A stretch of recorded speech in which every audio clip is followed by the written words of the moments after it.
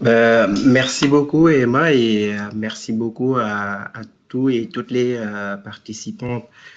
Et moi aussi, je suis ravi de venir partager ce moment avec vous, de vous parler du cas des boues rouges et notamment des injustices environnementales qui sont associées à cette exploitation, transformation de la bauxite.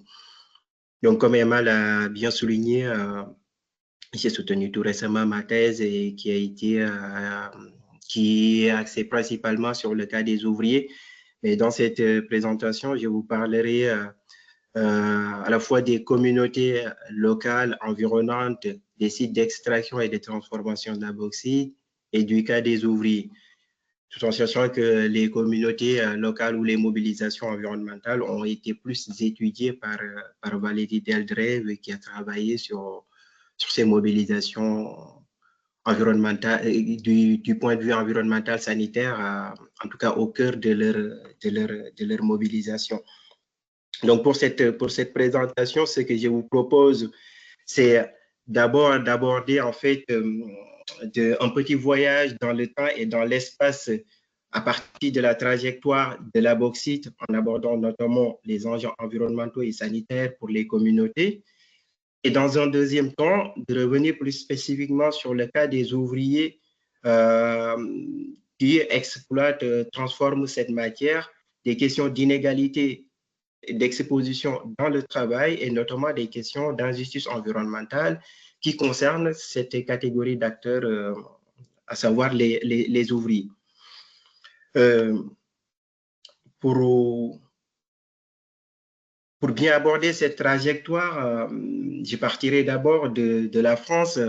On est dans les, on est dans les années 1821 plutôt, au cœur du village provincial de Beau-de-Provence et des roches d'appartenance ocre rouge s'offrent en fait en surface aux yeux des premiers géologues et cette roche est nommée bauxite. D'après ce village de Beau-de-Provence. Et c'est ainsi que commence l'histoire de la bauxite, qui est aussi une histoire qui lie la terre, l'industrie et les hommes, qu'on appelle plus spécifiquement dans le langage des ouvriers les bauxiteurs. Mais la roche rouge qui est la bauxite ne s'arrête pas seulement au Beau-de-Provence. À Gardanne, en 1893, l'avènement du procédé Bayer transforme cette matière brute en alumine pour produire de l'aluminium qui va être ce métal précieux qui va révolutionner en fait nos vies dans les sociétés modernes. Et c'est ainsi que l'industrie de l'alumine et de l'aluminium est lancée et avec elle l'extraction, la transformation, mais aussi la production de grandes quantités de déchets issus de cette transformation considérés comme toxiques. Maudit, Oui, je me permets juste de te couper une seconde. Je crois que la présentation ne défile pas. Je ne sais pas si c'est normal ou pas. oui, je suis Ok, sur le premier. parfait, Ouais, parfait. Ok, c'était juste au cas où. Super, pardon. Je te laisse reprendre, ok. désolé. Et donc là, on est au début du 20e siècle et l'Europe va régner en maître en fait par rapport à cette exploitation de la bauxite. Ces terres abritent les gisements les plus abondants et la France, fière et industrieuse, va s'affirmer comme le premier producteur mondial de bauxite jusqu'en 1913. Et cette production française va alimenter non seulement les usines en France, notamment le cas de Gardanne, Salins et autres, mais en même temps va alimenter aussi des usines au Royaume-Uni, aux États-Unis. Mais déjà, dans ce contexte-là, il y a un autre récit qui va se dessiner, c'est-à-dire la Première Guerre mondiale va laisser entrevoir en fait l'épuisement des réserves en France et les grands producteurs vont d'ores et déjà en fait se détourner en tout cas le regard vers d'autres contrées. Et c'est ainsi que en fait, ils vont chercher des gisements plus loin, dans d'autres terres, où les coûts d'extraction sont moindres, mais en même temps, dans des endroits où les inégalités et les injustices, elles, vont s'intensifier. Et donc, on passe de l'Europe à la Guinée. Nous voici dans les années 1920 et l'Europe et plus particulièrement la France, après avoir épuisé une partie de ses ressources, se tourne vers d'autres horizons. Des ingénieurs et géologues français et américains, comme vous pouvez le constater sur ces deux images, vont arriver en Guinée avec leurs instruments, leurs regards, leur ambition de découvrir de nouveaux gisements et de les mettre en exploitation. Et c'est dans ce contexte, en fait, que Alcoa va obtenir des permis d'exploration pour la compagnie des bauxites du Midi, marquant le début, en fait, d'une nouvelle étape sur cette trajectoire de la bauxite et aussi cette trajectoire des poussières et boues rouges.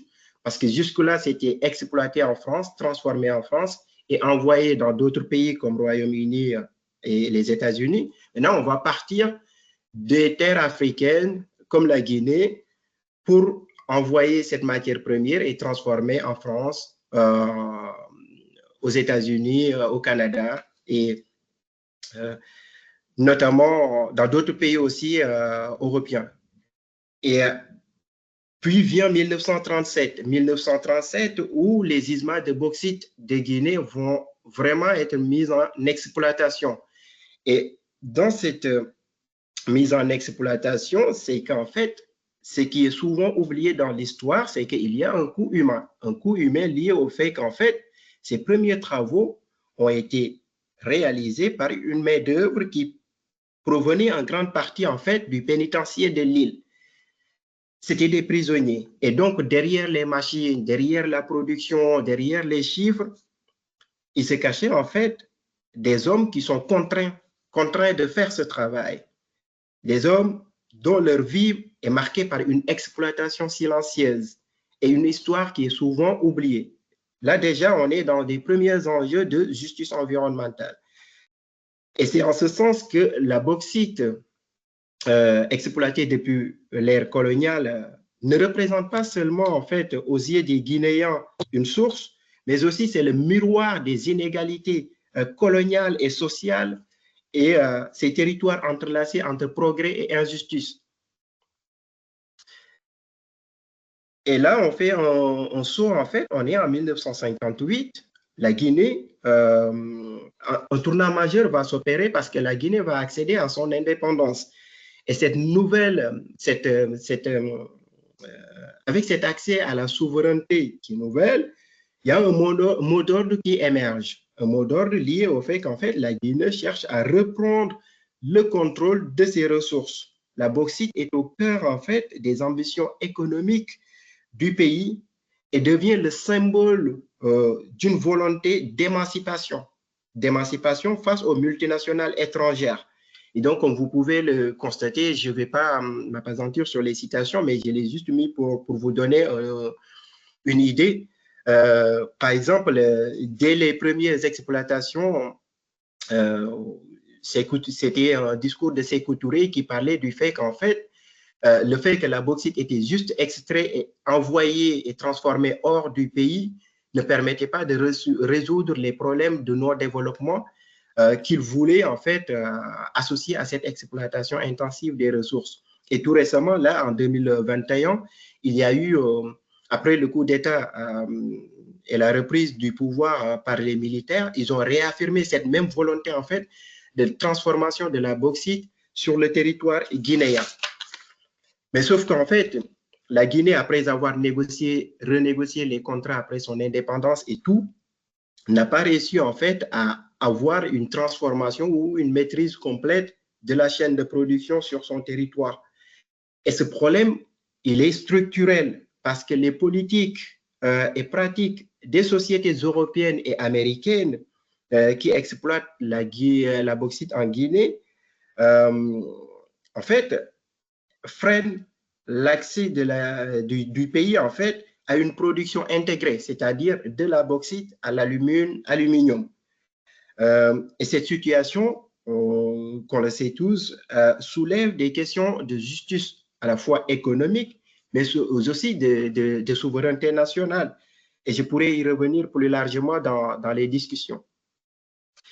Mais dans ce contexte, dans cette atmosphère, il y a les conséquences environnementales et sanitaires, à la fois pour les communautés, mais aussi pour les travailleurs qui sont moins abordés, à la fois par les autorités qui cherchent à faire de la bauxite le cœur du développement ou le moteur du développement, à la fois aussi par les industriels qui ne parlent pas des conditions de travail et de tous les problèmes environnementaux et sanitaires qu'engendre cette exploitation-transformation de la bauxite. Et donc, c'est ce qui va être à l'origine, en fait, de mobilisations à la fois en France, mais aussi en Guinée. Et ce sont ces mobilisations qui vont porter dans l'espace public le débat associé aux problèmes environnementaux et sanitaires issus, liés aux boues et poussiéreuses, mais aussi à l'exploitation en Guinée. Il y a un article de Valérie Deldrève et de Juliette Mettan, sorti en 2019, que vous pouvez retrouver facilement, qui aborde en fait les problèmes environnementaux sanitaires que les mobilisations à la fois des écologistes, des militants riverains, associés à ces problèmes des boues et poussières rouges.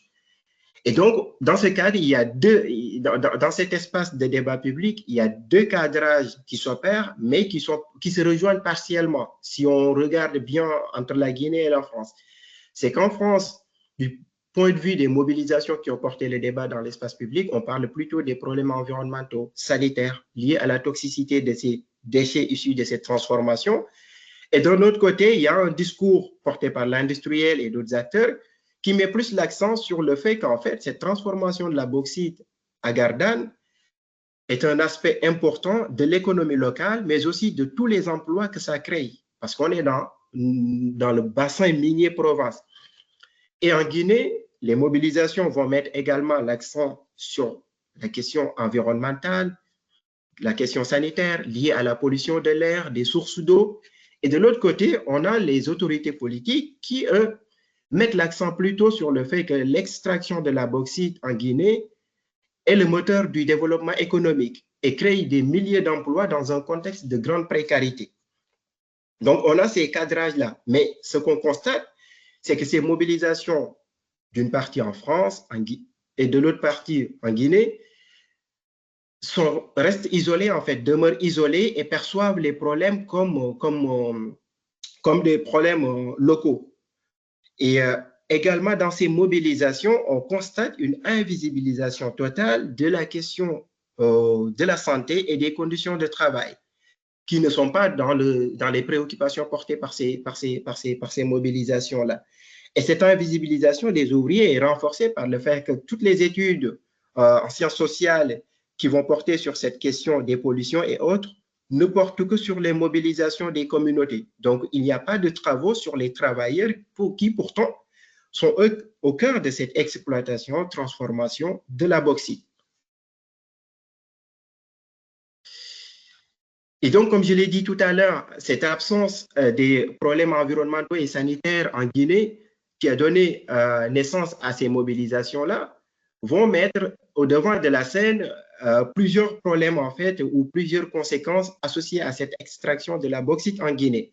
Sachant qu'en fait, moi, quand j'y étais en 2021, il y a plus de 14 compagnies minières qui s'activent dans l'extraction de la bauxite en Guinée. Et la première de ces conséquences est la déforestation qui entraîne en fait la destruction des écosystèmes et de la biodiversité. Et comme le dit une habitante du village de Dabis, qui est dans le périmètre d'exploitation de la compagnie des bauxites de Guinée, qui est la compagnie mère, et disait en fait, avant l'arrivée des sociétés minières, on pouvait aller cueillir des fruits et les vendre au marché. Aujourd'hui, tout ça, c'est fini. Pour donner une idée de la destruction en fait des forêts, qu'est-ce que ça entraîne comme conséquence pour ces communautés qui en sont dépendantes. La deuxième conséquence qu'on peut aborder, c'est la pollution des cours d'eau. parce qu'il y a le dynamitage, j'y reviendrai tout à l'heure quand je parlerai du cas des ouvriers, et les eaux de ruissellement des mines qui contaminent les rivières qui servent de source d'approvisionnement en eau à ces communautés-là.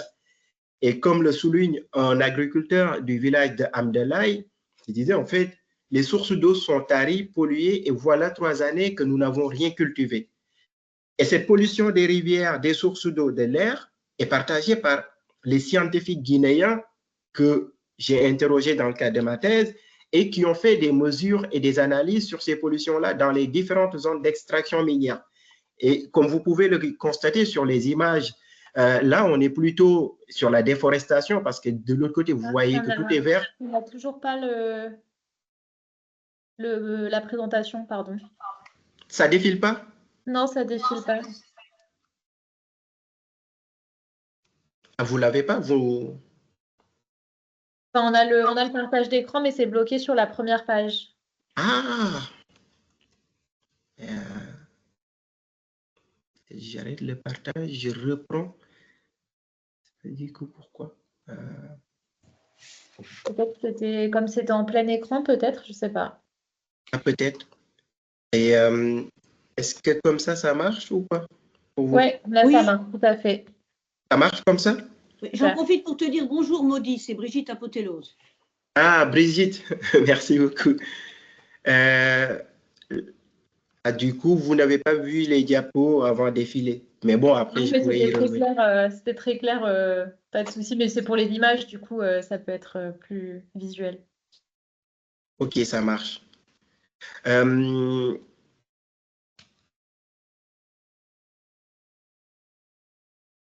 Et du coup, ce que je disais, c'est comme vous pouvez le voir sur cette diapo, c'est qu'en fait, il y a la déforestation, il y a la pollution des rivières, que vous pouvez constater ici aussi, et tout ce qui est lié, en fait, souvent aussi au déplacement des communautés, parfois sans leur consentement préalable. Et donc, ces déplacements forcés, cette déforestation a pour conséquence majeure pour ces communautés locales la perte des terres agricoles et les moyens de survie, tout en sachant qu'en Guinée, en fait, plus de 63% de la population vit en milieu rural et sont fortement dépendantes de l'agriculture et de l'élevage. Et le ministère de l'Environnement et du Développement durable le reconnaît dans un de ses rapports qui date de 2017 en disant qu'en fait, partout dans les zones où l'extraction minière de la bauxite est en train de gagner en puissance, on constate de plus en plus l'insécurité alimentaire qui devient de plus en plus préoccupante. Donc, forcément, quand les communautés perdent leurs terres agricoles et les autres moyens de subsistance, forcément, l'insécurité alimentaire devient aussi plus prégnante. Et en 2019, quand avant juste au début de ma thèse, j'étais en contact avec des ouvriers parce que j'ai commencé mon enquête aussi par téléphone. Et là, j'avais pris connaissance du fait qu'en fait, il y a 13 villages qui se trouvent dans la concession minière de la Compagnie des bauxites de Guinée, aidés par des associations nationales et internationales qui ont porté plainte auprès du vice-président et conseiller en matière de conformité et médiateur du groupe de la Banque mondiale, parce que la Compagnie des bauxites de Guinée avait obtenu un prêt de la société financière et internationale pour étendre ou pour l'extension de ces installations et renforcer notamment sa capacité de production. Et les communautés contestaient ce prêt qui est accordé à cette compagnie minière pour n'avoir pas respecté en fait les chartes et les recommandations, notamment pour les droits humains et pour l'environnement. Je pourrais y revenir plus largement tout à l'heure. Et de l'autre côté de la trajectoire de la bauxite, on est ici à Gardanne. Cette affaire des boues et poussières rouges issues de cette production pose un problème environnemental majeur. Et donc, il y a la pollution de l'air, comme on peut le constater aussi sur les images, des nappes phréatiques et même de la Méditerranée où sont déversés aussi les boues, les résidus liquides. Et la matière sèche qui est constituée par les boues est stockée sur les bassins à Majgari. est non seulement source de dégradation du cadre de vie pour les riverains, mais associé aussi à un problème sanitaire par les militants qui évoquent des maladies respiratoires, des cancers. Et ça a été notamment plus travaillé par Valérie Deldreve et Julien Métain dans le cadre de l'article que je vous ai cité tout à l'heure et qui a été publié en 2019. Donc là, on voit bien comment cette exploitation, transformation de la bauxite entraîne des impacts lourds et durables sur les territoires et sur les communautés, et comment aussi ces réalités, à la fois en Guinée et en France, montrent que les problèmes associés ne sont pas locaux mais globaux et posent des questions essentielles qui sont au cœur de la justice environnementale, c'est-à-dire à quel prix développons cette industrie de l'alumine et de l'aluminium et qui porte tout ou paye réellement les coûts en fait. Et je pense qu'on a un début de réponse quand on voit ces images et quand on voit tout ce que ça entraîne comme conséquences environnementales et sanitaires. Ce qui me permet de glisser pour aborder d'autres acteurs et d'autres formes d'injustice environnementale qui touchent notamment ces travailleurs que j'ai plus particulièrement étudiés dans le cadre de ma thèse que j'ai réalisée, je le rappelle, sous la direction de Valérie Deldreve. Et ce travail de thèse s'appuie sur une enquête qualitative que j'ai menée entre 2020 et 2023 entre plusieurs terrains à Gardanne et plusieurs terrains aussi en Guinée et qui s'appuie sur un matériau constitué de 85 entretiens. J'aborde ça rapidement, mais aussi un travail aux archives départementales des Bouches-du-Rhône, aux archives de l'Institut de l'histoire de l'aluminium à Paris, mais aussi les archives nationales en Guinée, mais aussi plusieurs observations sur le terrain. Je vous ai mis les images sur les mines en Guinée, en suivant les trains de bauxite, l'usine de pré-transformation en Guinée, en suivant les ouvriers aussi, à la fois dans le milieu de travail, mais aussi dans leur milieu de vie, parce que souvent, avec la justice environnementale, l'environnement est considéré de manière générale comme l'endroit où l'on vit, travaille, mange et joue. Donc, il n'y a pas une séparation entre l'endroit de travail, même si c'est séparé, mais c'est des environnements qui sont interconnectés. Et donc, ce qui m'a permis aussi de mener mon enquête de terrain sur ces différents espaces.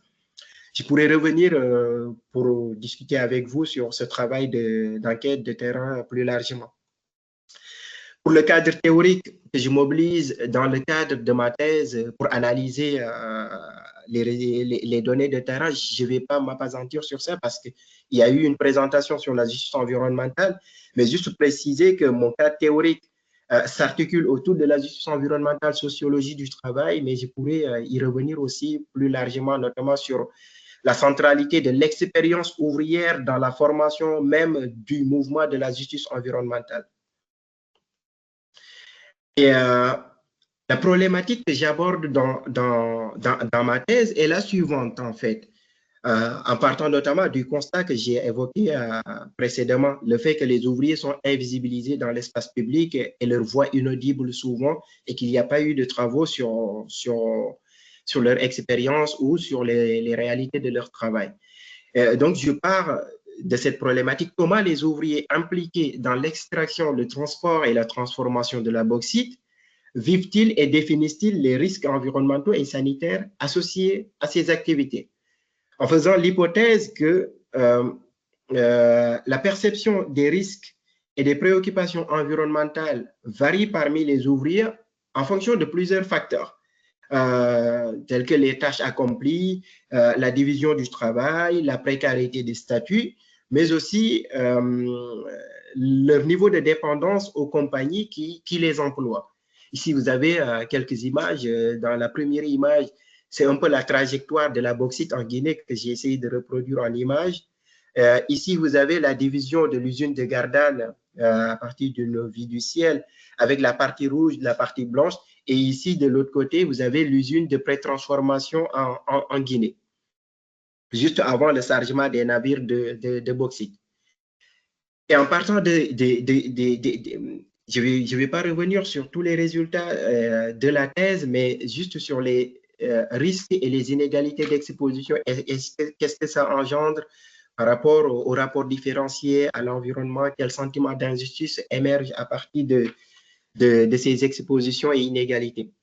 Donc, en partant du cas de Gardanne, dans ce travail de transformation de la bauxite, le premier risque auquel sont confrontés les ouvriers, c'est le risque soude. Le risque soude, en fait, a été le premier facteur de mobilisation au sein de l'usine pour les ouvriers. Et donc, jusqu'à aujourd'hui, c'est considéré comme le danger le plus important au sein de l'usine.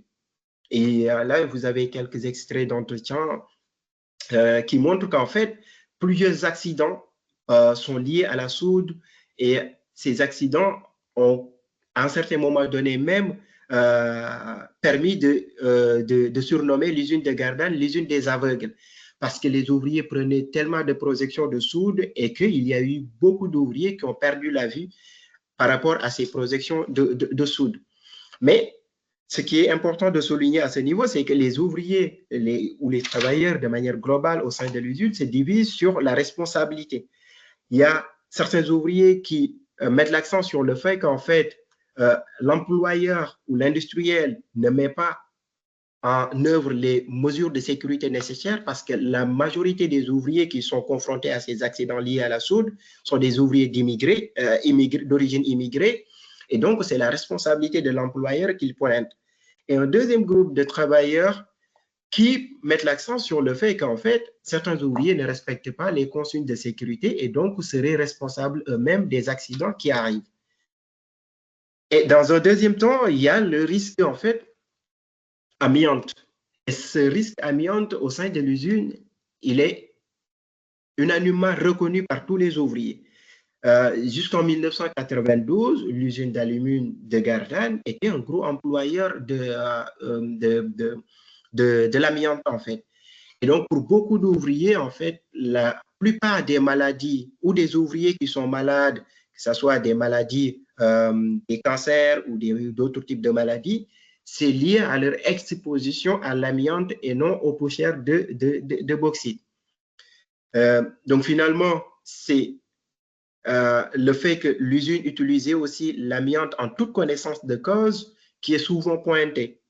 Et ce discours contraste avec un certain discours qui émerge aujourd'hui des ouvriers qui sont encore actifs, qui mettent l'accent sur le fait que ce problème n'est pas spécifique à l'usine de Gardanne parce que l'usage de l'amiante a été un problème international et que le fait qu'il y a la reconnaissance des maladies qui ont associé à l'exposition de l'amiante permet en quelque sorte de dédouaner l'industriel de sa responsabilité en tout cas.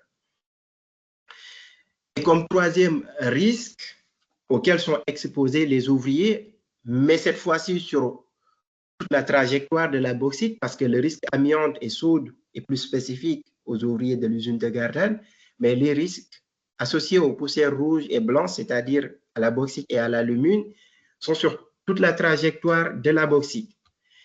Et donc, ce qu'on observe, c'est que les poussières rouges, c'est-à-dire les poussières de bauxite qui contiennent de l'arsenic, du cadmium, du fer, titane, sont perçues par les ouvriers qui sont plus exposés comme toxiques. Pour ces ouvriers, ces poussières sont toxiques. Et les matériels ou les équipements de protection individuelle ne permettent pas, en fait, de les protéger de ces risques-là. Donc là, j'ai mis beaucoup d'extraits d'entretien, mais juste pour vous en donner une idée entre Gardanne et Guinée, comment ça se recoupe sur la perception de cette toxicité des poussières. Le premier extrait, c'était avec un ouvrier sous-traitant à Gardanne qui disait qu'en fait, il y a du matériel de protection comme les masques FPP3, mais la poussière rentre partout, dans les endroits derrière le cou et on respire de la merde toute la journée. Ça traverse les masques qui ne servent pas à grand-chose parce que j'ai mouché, il y avait du rouge qui sortait du nez. Ceux qui ont fait 20 ans, 30 ans à l'usine, la santé, elle ramasse.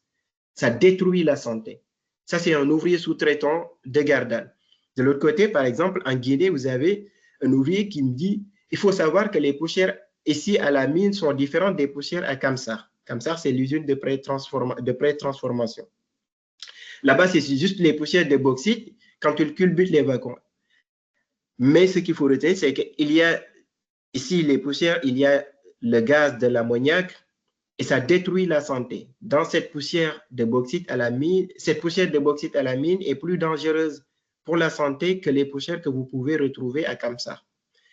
Donc, sur toute cette trajectoire, cette poussière est associée à un problème de santé majeur pour les ouvriers. Et ces ouvriers, comme on le verra tout à l'heure, souscrit aussi à la lecture du problème par les militants qui associent à ces poussières des problèmes de respiration.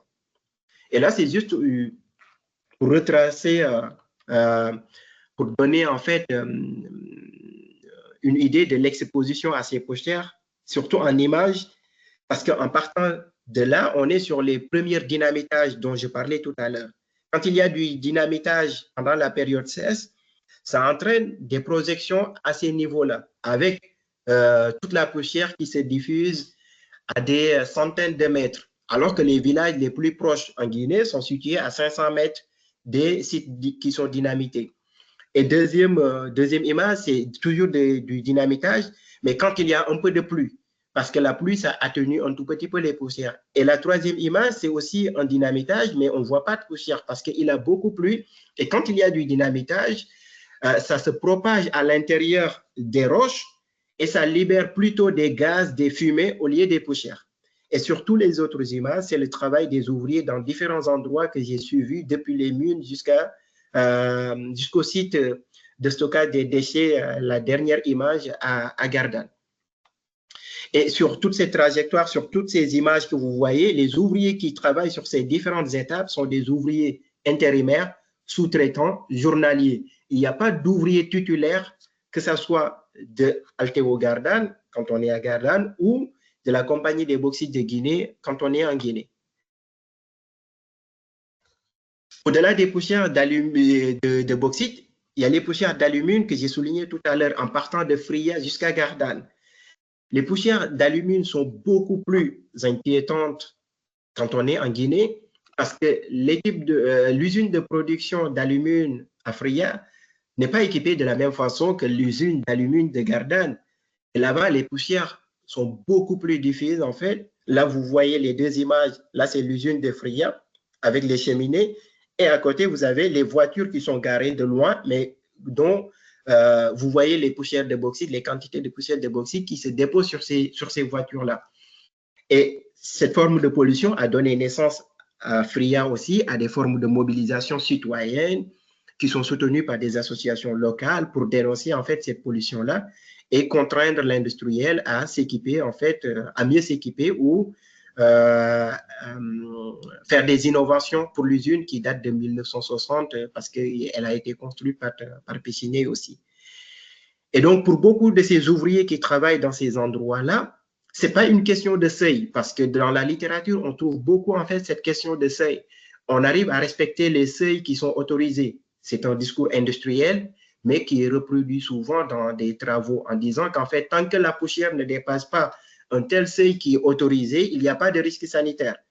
Pour les ouvriers qui sont exposés, la dangerosité, ce n'est pas une question de seuil, c'est le fait d'être exposé tous les jours, quotidiennement, même à des doses faibles, c'est que ça entraîne sur le long terme des conséquences, des impacts sur leur santé. Mais ce qui est aujourd'hui problématique dans tout ça, c'est qu'en fait, il n'y a pas encore de reconnaissance officielle de ces poussières comme source de maladie. Et ce qui pose un réel problème de justice environnementale. Et pour toutes ces formes d'exposition que je viens de souligner, que ce soit pour l'amiante, pour la soude, pour les poussières de bauxite et les poussières d'alumine, il y a des inégalités d'exposition. Et ces inégalités d'exposition sont à l'origine de plusieurs facteurs. D'abord, de la division du travail, comme on a pu le voir avec la spécialisation des tâches, depuis qu'on part des mines jusqu'à l'usine de Gardanne ou en partant de l'usine de Gardanne où se fait la transformation jusqu'aux mines. Et puis, il y a la hiérarchisation des statuts et des tâches qui sont assignées. Il faut savoir qu'en fait, il y a une politique de relégation de toutes les tâches qui sont les plus pénibles, les plus dangereuses, les plus exposantes sur la main-d'œuvre extérieure, sous-traitant, intérimaire, journalier. Ce qui fait qu'en fait, cette catégorie d'ouvriers au statut précaire sont aussi les plus exposés à toutes ces formes à tous ces risques que je viens de souligner. Et là, il y a beaucoup d'extraits d'entretien de part et d'autre entre Guinée et France, mais qui se recoupent quand on lit en fait les ouvriers à partir de leur propre expérience. Donc, pour montrer qu'en fait, ce sont ces ouvriers qui sont les plus exposés, ce qui pose encore un réel enjeu de justice environnementale. Il y a d'autres pénibilités liées à ce travail de transformation de la bauxite sur lesquelles je ne vais pas insister davantage, mais il y a les fortes températures, le froid, les bruits, l'inefficacité des équipements que j'ai souligné tout à l'heure à travers des extraits d'entretien. Par exemple, ceux qui sont au plus près des fours et qui sont des ouvriers précaires, sous-traitants intérimaires, et qui font le nettoyage industriel, qui font le travail de mécanique. Donc, tous ces ouvriers-là sont les plus exposés à toutes les formes de pénibilité. Et quand on regarde de plus près pour savoir qui sont ces ouvriers, quand on est en Guinée, en fait, c'est principalement des ouvriers locaux qui sont issus de toutes les régions du pays.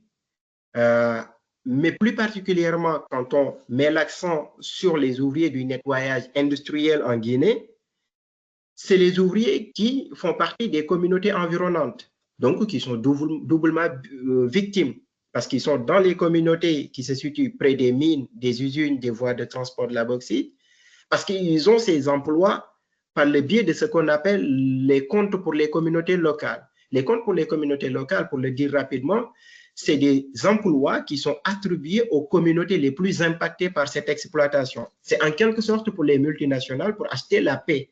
C'est-à-dire c'est des emplois, un quota qu'on leur donne et qui est distribué à partir d'un comité qui est formé du chef de village, représentant des jeunes et autres représentants des différentes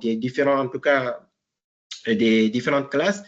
Et donc, on distribue ces emplois en fonction. Et donc, ça permet aussi de se dire qu'on a un impact sur votre vie, sur votre cadre de vie, mais on vous permet quand même d'avoir des emplois. Et quand on regarde pour le cas du Gardanne, à l'autre bout de la trajectoire, ces ouvriers les plus exposés sont majoritairement d'origine immigrée. Au début du temps de Péchiney, au début de la transformation et pendant toute la période où les usines appartenaient à Péchiney, c'était, en tout cas pour une bonne partie, c'était plutôt des ouvriers d'origine italienne, polonaise, espagnole. Et depuis un certain temps, cette main-d'œuvre d'origine étrangère s'est profondément transformée avec une majorité d'ouvriers d'origine maghrébine et de l'Afrique de l'Ouest. Et cette exposition de ces ouvriers immigrés est aujourd'hui plus invisibilisée, à la fois par les syndicats, mais aussi par les mobilisations qui n'en parlent pas. Et là, j'ai mis 2 extraits d'entretien pour donner à peu près une idée. Moi, quand j'ai commencé mon travail de terrain, un jour, je suis arrivé sur le parking de l'usine en cherchant des ouvriers que je pouvais interroger qui sortaient du travail et que je pouvais interroger sur leurs conditions de travail, situation de travail. Et un des premiers ouvriers que j'ai interrogé et qui est chauffeur de camion transporteur de l'alumine entre Gardanne et Fos-sur-Mer, m'a automatiquement répondu: est-ce que vous avez rencontré les Africains qui travaillent à l'usine? Il y en a pas mal. Ce qu'ils font, c'est dur. Ils pourront vous en parler plus que moi, mais je sais que ce n'est pas facile. Donc là, déjà, il y a une communauté qui est indexée, ce sont les ouvriers. C'est eux qui font le sale boulot, le boulot le plus pénible, le plus exposant. Et des anciens que j'ai interrogés aussi reconnaissent cette exposition plus importante ou des ouvriers d'origine étrangère, et on pourrait dire cette exposition racisée, des ouvriers racisés, disons, et qui me disaient, en fait, quand il y avait quelqu'un de chez Péchiney qui avait un accident du travail, alors il y avait une enquête, il y avait un arbre des causes, mais il n'y avait pas de magouille. C'était déclaré, pas de souci. Par contre, quand c'était un ouvrier d'une entreprise extérieure, et il faut entendre par ouvrier d'entreprise extérieure un immigré, Alors, tout était fait pour magouiller, pour ne pas déclarer l'accident. Il faut savoir que les entreprises, elles ont une cotisation liée aux accidents.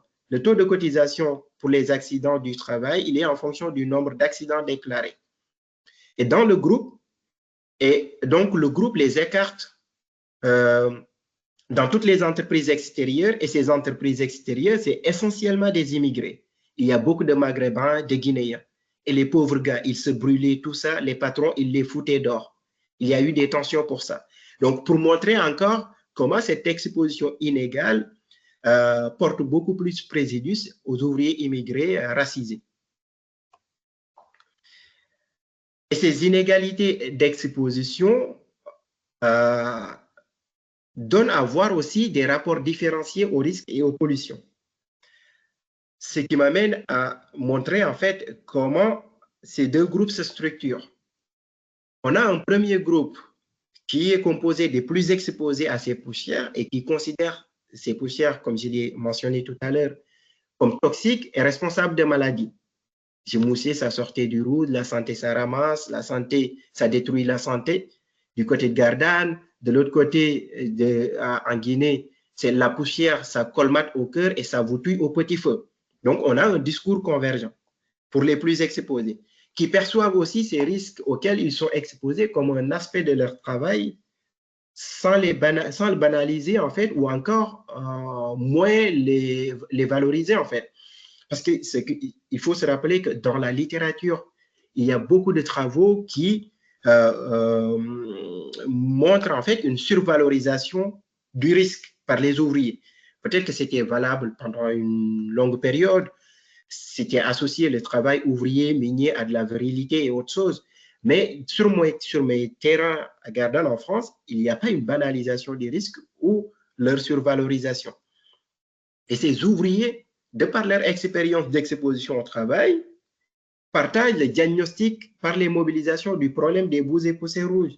C'est-à-dire les mobilisations qui parlent de la pollution des nappes par la soude, des maladies pulmonaires liées à l'inhalation de ces poussières, c'est un discours qui parle et qui résonne pour les ouvriers qui sont les plus exposés et qui confirme aussi ces conséquences environnementales et sanitaires. De l'autre côté, on a les ouvriers ou les travailleurs les moins exposés, composés de cadres et travailleurs plus statuaires, qui, eux, associent ces poussières à juste de la salissure, voire de la nuisance, sans pour autant croire que ces poussières peuvent être à l'origine de problèmes de santé. Et donc, finalement, qui dénoncent en fait la lecture du problème par les militants, en soutenant que la bauxite, c'est juste de la terre, c'est naturel, donc il n'y a pas de dangerosité. Et ce qui les caractérise, c'est qu'ils ont une grande confiance en la capacité d'innovation des ingénieurs pour résoudre les problèmes de pollution hors des usines, c'est-à-dire en Guinée, tout comme à Gardanne. Également, on a deux groupes de travailleurs qui sont animés par des sentiments d'injustice. Le premier groupe, composé des cadres, des travailleurs plus statuaires, qui dénoncent le fait que leur travail est remis en cause, il y a une dévalorisation de leur savoir-faire au nom de la protection de l'environnement, et toute leur contribution à la protection de l'environnement par la transformation du procédé de production et de son écologisation est invisibilisée par les mobilisations. Et finalement, ils se sentent victimes d'une double injustice. Une première injustice liée à une écologie devant sa porte et répressive, comme ils le disent, et deuxième injustice liée au fait qu'en fait, pendant très longtemps, ils ont porté l'écologisation du procédé Bayer qu'ils ont perdu finalement. Parce que depuis mars 2022, la transformation de la bauxite en alumine à Gardanne a été arrêtée.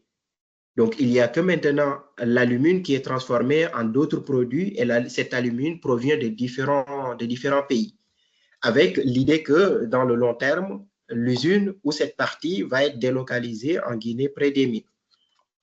Et on a un deuxième groupe qui est composé des plus précaires, des plus exposés, qui se sentent doublement invisibilisés à la fois par les militants qui ne parlent pas de leurs conditions, mais aussi par la direction de l'usine, voire les syndicats, Et je mentionne le fait que moi, quand j'ai interrogé un des syndicalistes, il m'a dit que nous, on n'a pas vocation à défendre ces ouvriers intérimaires et sous-traitants parce qu'ils ne sont pas titulaires. Donc voilà, ça participe à cette invisibilisation. Et ce deuxième groupe a le sentiment d'être une sous-classe encore. Et une sous-classe liée spécifiquement au fait qu'en fait, ils sont précaires, immigrés, ils partagent les mêmes conditions sociales et écologiques et la même situation de vulnérabilité face à l'emploi. De la même façon que ces deux groupes se dessinent, en Guinée aussi, on a ce découpage entre deux groupes.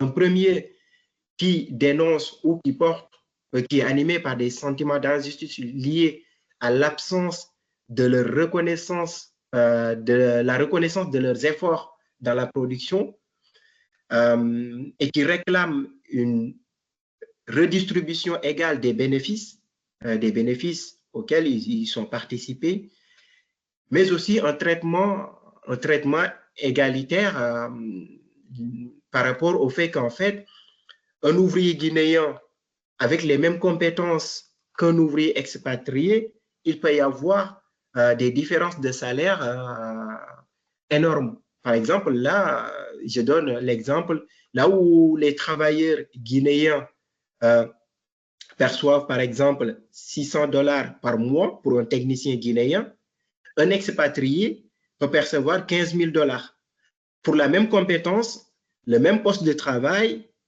et sans aucune différence en fait en termes de tâches spécifiques dans l'exécution du travail. Et il y a un deuxième groupe qui se sent doublement exploité et marginalisé, c'est-à-dire c'est les intérimaires et les sous-traitants ou les journaliers là-bas en Guinée, qui d'abord, ils ne sont pas pris en compte dans les conventions collectives qui sont négociées par les syndicats, ils sont complètement absents de ces conventions, ils sont exclus de tous les systèmes de protection sociale et sanitaire, je ne l'ai pas mentionné parce que là-bas, la Compagnie des bauxites de Guinée, c'est presque une politique paternaliste. La compagnie a construit des hôpitaux et elle donne du ravitaillement à ses ouvriers. Certains ouvriers sont logés, mais les ouvriers intérimaires, sous-traitants, journaliers sont exclus de ce système. Et finalement, ils ne peuvent même pas se soigner gratuitement dans les hôpitaux construits par la compagnie. Et au-delà de tout ça, ils sont interdits de mobilisation. Ils ne peuvent pas se mobiliser pour réclamer ou pour revendiquer, pour lutter pour le respect de leurs droits. Et donc, finalement, ils se sentent traités comme des esclaves. Le mot est fort, mais c'est de leur discours. Et pour conclure, sur cette trajectoire apparaissent finalement plusieurs enjeux de justice environnementale qui sont à la fois liés au rapport nord-sud. Il y a cette asymétrie de pouvoir qui entraîne un déséquilibre dans les termes d'échange entre la Guinée et les compagnies multinationales qui opèrent là-bas. Des communautés qui sont plus vulnérables face à toutes ces conséquences environnementales, sociales et sanitaires que je viens de mentionner et qui accentuent finalement les inégalités parmi ces populations-là. Et de l'autre côté, plusieurs risques qui sont associés à ce travail de la bauxite et de sa transformation en alumine sur toute cette trajectoire. Finalement, que les ouvriers eux-mêmes considèrent comme un monde dangereux. Donc, et il faut relever l'inégalité d'exposition de ces ouvriers en mettant fortement l'accent sur le fait que ce sont les plus précaires qui sont les plus exposés et finalement qui ont moins de capacité à se défendre face à cette exposition et qu'en France, ici, c'est des ouvriers qui sont racisés et qu'en Guinée, c'est les ouvriers locaux notamment. Et que sur cet impact des poussières sur la santé des travailleurs, comme sur celle des riverains des usines, en partant de Bokeh jusqu'à Gardanne, il y a des divisions parmi les ouvriers, mais ceux qui expérimentent le plus au quotidien ces poussières dans le cadre de leur travail souscrivent totalement à la lecture des problèmes par les mobilisations. Et donc, finalement, il faut relever aussi le fait qu'il y a un sentiment d'injustice de ces ouvriers les plus exposés, comme je l'ai dit tout à l'heure, liées à leur invisibilisation sur toute cette trajectoire. Et deux questions se posent finalement, mais qui peuvent peut-être soulever des questions dans les essences qui vont suivre. C'est-à-dire, je l'ai mentionné tout à l'heure, il n'y a plus de transformation de la bauxite en Guinée. Et donc, il va y avoir, dans le long terme, la délocalisation de la production de l'alumine en Guinée, qui d'un côté voit être peut-être lu comme une forme de justice, parce que la Guinée réclame depuis très longtemps la transformation de ses matières premières sur place, mais qui finalement va engendrer ou accentuer, renforcer les inégalités environnementales, les injustices environnementales, parce que la main-d'œuvre est moins chère, les multinationales là-bas ne se préoccupent pas des normes environnementales, il y a moins de contraintes liées à ce contexte de grande précarité, mais également quelle écologie pour une convergence de ces luttes et de leur internationalisation, parce que j'ai mentionné la segmentation ou le fait que les mobilisations sur cette trajectoire sont segmentées en fait, sont plutôt localisées, isolées. Et donc, quelle forme d'écologie pourrait entraîner une convergence de ces luttes pour qu'il y ait un discours ni ici ni ailleurs, qu'on ne retrouve pas encore dans le discours des militants et des écologistes. Je vous remercie pour votre attention et je suis prêt pour discuter avec vous à partir de vos différentes questions. Merci beaucoup, Maudit. Alors ça résonne un petit peu. Merci beaucoup, c'est hyper riche et c'est vraiment intéressant parce que c'est à la croisée de vraiment tous nos groupes de travail. On a un groupe de travail sur les recours locaux, sur les inégalités, sur les multinationales et puis en fait là ça vient. C'est des enjeux qui touchent en fait un peu toutes nos réflexions. Donc c'est super intéressant. Merci beaucoup. Du coup, voilà, n'hésitez pas si vous avez des questions à soit prendre la parole pour les poser à l'oral à Maudit ou alors si vous souhaitez les écrire plutôt dans la discussion, je les lirai ensuite. Sinon, moi, j'en ai une pour lancer un peu les choses. Oui, mais moi, d'abord, bonjour à tous. Bravo pour cette intervention, Maudit. Simplement, je voudrais rajouter, parce que tu n'as pas parlé de 2024, donner l'état aujourd'hui de où on en est à Gardanne, puisque je suis à Gardanne et que voilà. Aujourd'hui, il y a eu plusieurs choses. C'est une année charnière, 2024. Tu as dit que les boues rouges avaient été arrêtés. Moi, on ne transformait plus la bauxite. Mais ce que je voudrais quand même signaler, qui me paraît important, c'est la place de la Chine dans ce qui se passe aujourd'hui, aussi bien en Guinée qu'ici chez nous, puisque l'UMS a racheté l'usine uniquement pour retrouver le procédé, il faut être clair, pour retrouver le procédé de fabrication Bayer. Et dès qu'ils ont eu fini, ils ont arrêté la production. C'est pour ça qu'ils l'ont arrêté, parce qu'effectivement, ils ont des contraintes que la Guinée leur a imposées et a imposées à tout le monde. Maintenant, par rapport à l'injustice environnementale, je crois qu'aujourd'hui, les décennies de lutte environnementale commencent sur Gardanne à changer la donne. La première des choses, c'est que enfin Alteo est mis en examen pour la mise en danger de la vie d'autrui. Et donc cela concerne premièrement tout ce qui s'est passé en mer, mais ça concerne aussi les boues rouges. Ça, c'est la première des choses. Et deuxième chose par rapport à tout ça, par rapport à ce que la presse a suivi, les dirigeants du MS sont obligés d'avouer en avril de cette année qu'il y avait une pollution du sol, puisqu'il y avait eu effectivement une enquête géologique qui avait été faite il y a 2 ans et qui effectivement a démontré qu'il y avait une pollution du sol, y compris à Gardanne, parce que la nappe phréatique est à 1,50 m du sol et que donc tout ce qui était hydrocarbures, soude, alumine, etc. a pollué. Et le maire de Gardanne a été obligé, je crois que c'était en mai ou en juin, de prendre un arrêté pour interdire d'utiliser l'eau des puits comme eau potable. Voilà, ça c'est une chose. Et ensuite, Rio Tinto, l'Australien, est revenu Et il y a eu un accord entre le chinois UMS et Rio Tinto qui fait qu'ils en sont maintenant au stade de la dépollution et de la réhabilitation du sol. Et donc, ça veut dire que quelque part, on a réussi, mais qu'il faut qu'on continue, nous, à Gardanne, à vérifier ce qui va se passer. Parce qu'ils se sont partagés. Donc, Rio Tinto va s'occuper de la réhabilitation de Manche-Gary et le chinois UMS va s'occuper de la dépollution-réhabilitation. Ça veut dire fermeture aussi de l'usine de Gardanne, mais on ne sait pas ce qu'ils vont nous laisser. Voilà. L'injustice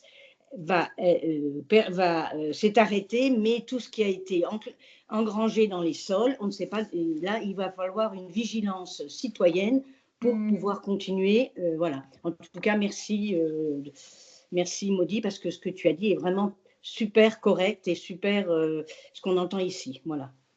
Merci beaucoup, Brigitte, pour ce retour actuel du terrain. J'ai envoyé dans la discussion effectivement un article du Monde qui reprend les éléments que tu présentes sur la mise en examen de Alteo. Et alors, je ne sais pas, alors pour l'instant, il n'y a pas spécifiquement de questions dans la discussion. Je pense que tout le monde est en pleine réflexion. Moi, c'est une réflexion qui me vient, puisque du coup, chez notre apparatus, on utilise le droit, l'outil juridique. Et donc là, on a un exemple d'une des procédures qui est en cours sur ces affaires-là, mais qui ne vise pas spécifiquement à intégrer la question des injustices environnementales. Et du coup, voilà, nous, on essaye un peu de réfléchir à justement comment expliciter ce prisme des injustices environnementales dans le contentieux. Et donc, par exemple, on essaye de travailler des argumentaires par l'angle de la discrimination et du droit qui s'y rattache. Et donc, voilà, je me dis que c'est vrai que le cas des Bourouches, finalement, pourrait être super intéressant pour réfléchir à cet angle juridique d'approche, que ce soit sur une discrimination territoriale, par exemple le territoire de Gardanne autour de voilà, par rapport à un autre territoire, que ce soit de la discrimination là par exemple par rapport aux ouvriers racisés qui sont beaucoup plus exposés. Enfin, il y a plein de, enfin, je trouve que ça résonne en tout cas intellectuellement et donc juridiquement ce serait intéressant de voir comment ça se présente. Judith pose comme question, alors, je ne sais pas si tu voulais réagir à ça spécifiquement, mais sinon, il y a une question de Judith qui demande y a-t-il des liens humains entre les ouvriers guinéens et de Gardanne comme toi, tu as pu effectivement échanger avec les deux.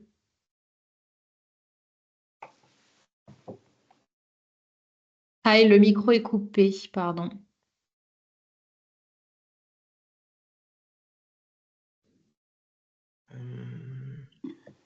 Ouais. Est-ce que vous m'entendez? Est-ce que c'est bon? Oui.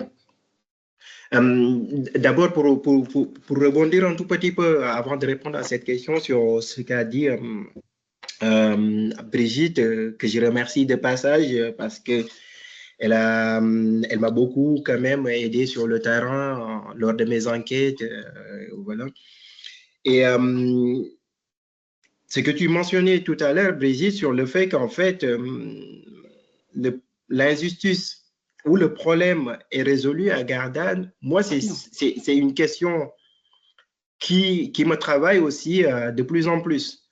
Parce que moi, je vois les injustices environnementales, et c'est ce que je soulignais notamment dans la conclusion, pas comme segmentés, mais plus des problèmes globaux. Ça ne veut pas dire qu'en fait, que l'industriel, parce qu'en Gardanne, oui, les mobilisations des écologistes et des riverains, peut-être ont beaucoup plus de ressources pour contraindre l'industriel à partir de mobilisations et peut-être en fait amener les autorités à imposer plus de normes environnementales que les mobilisations en Guinée. Et donc, le fait que les luttes sont segmentées de cette façon, ça ne veut pas dire que le problème est résolu. Aujourd'hui, le problème est juste déplacé en Guinée.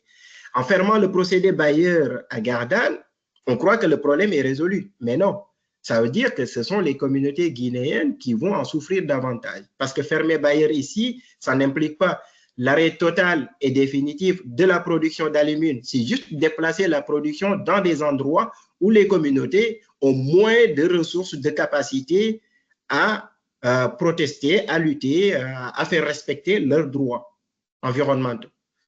Donc ça, c'était quelque chose à souligner pour dire qu'en fait, il faut que ces mobilisations aussi s'inscrivent dans la perspective des mobilisations environnementales, notamment quand on l'a vu en 1991, quand il y a eu le sommet des peuples de couleur. C'était des mobilisations qui venaient de toutes les parties du monde.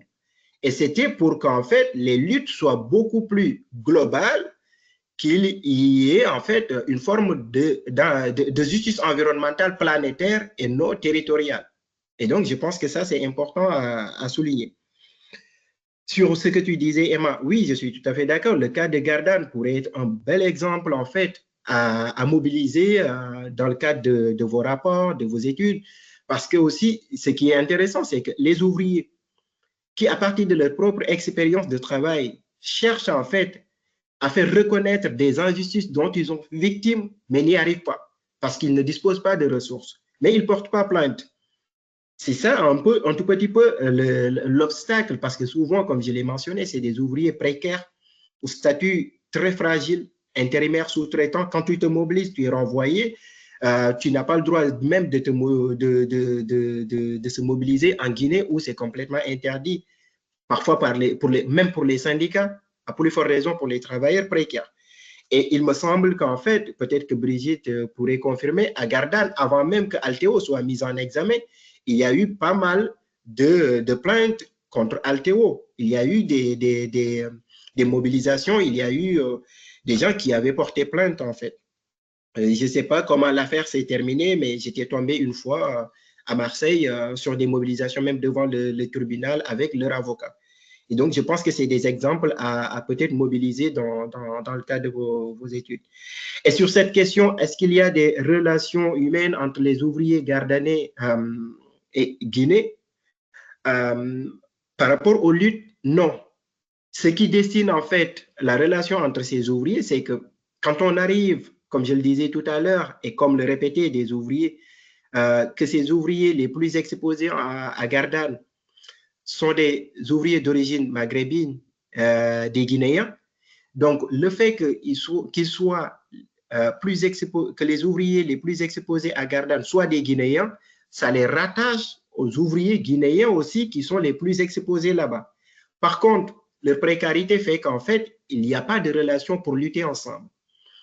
Deuxièmement, les ouvriers à Gardanne, parfois, ils parlent aussi des conséquences de l'exploitation de la bauxite en Guinée, sans pour autant, parce qu'il y a beaucoup d'ouvriers aussi à Gardanne qui ont effectué des missions en Guinée. Donc, ils connaissent bien la réalité en Guinée, notamment des anciens ouvriers.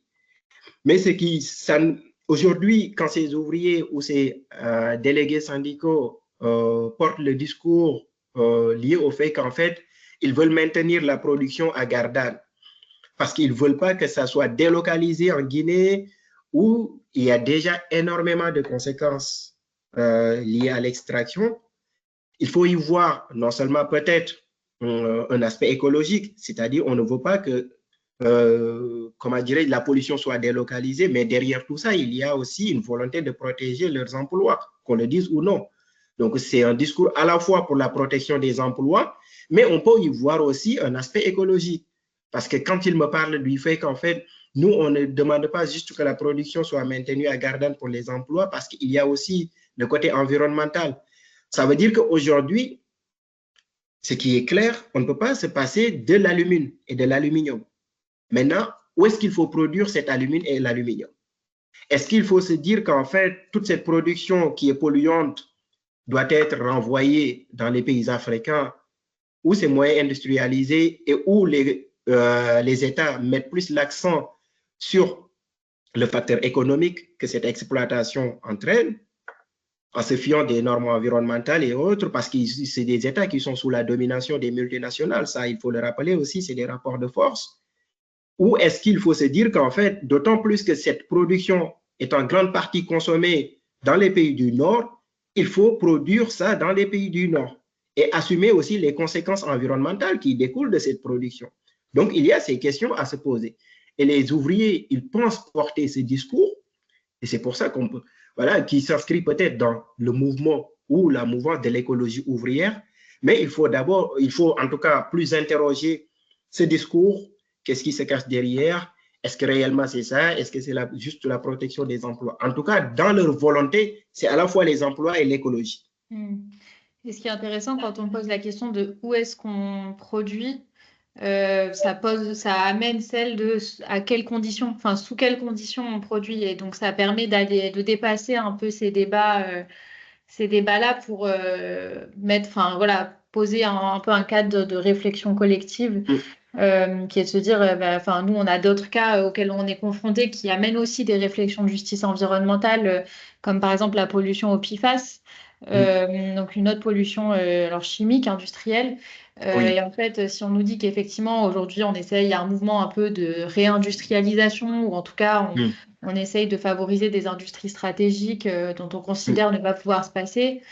Ok, mais alors à quelles conditions? Et pour l'instant, ce qui reste problématique, c'est qu'effectivement, il y a très peu de contrôle qui est fait autour de ces industries et il y a peu d'études d'impact qui sont réalisées, qui sont vraiment prises en compte. Et du coup, ça laisse des risques sanitaires et environnementaux à la fois pour les ouvriers et pour les riverains, riveraines. Et donc, de poser les questions sous cette grille de lecture de la justice environnementale, ça permet de se poser toutes ces questions. Et du coup, je trouve ça tout à fait intéressant et voilà, vraiment plus fertile pour la suite des luttes aussi. Alors, je ne sais pas s'il y a vraiment une toute dernière question. Je suis désolée, on a dépassé un peu le temps, mais c'est vraiment, je pense qu'on pourrait continuer à en parler longtemps. Maudit, lorsque ta thèse sera accessible, n'hésite pas à nous la partager pour qu'on puisse Ok, nous ça marche. la Oui, relayer, évidemment. Oui, sans souci. Je vais vous partager également, alors on se reverra la prochaine Académie Notre Affaire à tous sur le racisme environnemental sera le 13 janvier. Et donc on aura une chercheuse réunionnaise, Marie-Tiane Beaumorel, qui viendra nous parler du sujet le 13 janvier à 18h. Et je vous partage en attendant le lien de la précédente Académie sur la justice environnementale et plus précisément sur l'historique de la justice environnementale d'octobre. Sur la chaîne YouTube, vous pouvez retrouver aussi celle de novembre qui était sur le droit des générations futures. Donc voilà, ce sont des sessions d'échange qu'on essaye de mener. N'hésitez pas à nous faire remonter les thèmes que vous aimeriez qu'on explore et donc des chercheurs, chercheuses avec qui il serait intéressant d'échanger. Maudit, merci encore pour ce soir. C'est vraiment passionnant comme perspective de recherche. Et donc, on est très content. La session sera du coup en rediffusion d'ici la fin du mois sur la chaîne YouTube également. Et voilà. Et je vous souhaite une bonne soirée à toutes et tous. Merci Merci beaucoup. Merci beaucoup. Merci beaucoup encore, Brigitte.